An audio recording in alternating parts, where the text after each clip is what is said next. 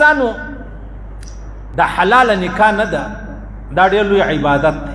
حلال نکاح دا عبادت دی. د الله رسول فرمایي چې په کومه شپه یو ځوان واده وکړي بیا خپل کور والا لره ورځي، د الله رسول فرمایي په دا ورځ شیطان دومره ژاړي، خپلو یارانو ته وایي ولې ژاړې؟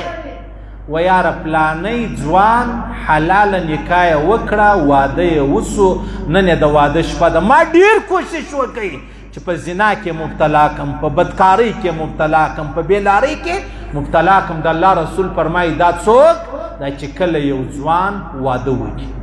بیا د الله رسول فرمایي لعنت دې وي پر هغه ځوان وس لري د الله رب العزت د واده چې کم کوایب دي هغه ټوله الله ورکړي دي، بیا واده نه کوي، پر دغه دې لعنت دي.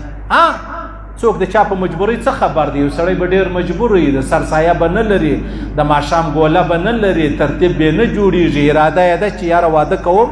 دا نه، مست ځوانان چې کوم دي کله یوه زنانه ګرځوه، کله بله ګرځوه، کله بله ګرځوه.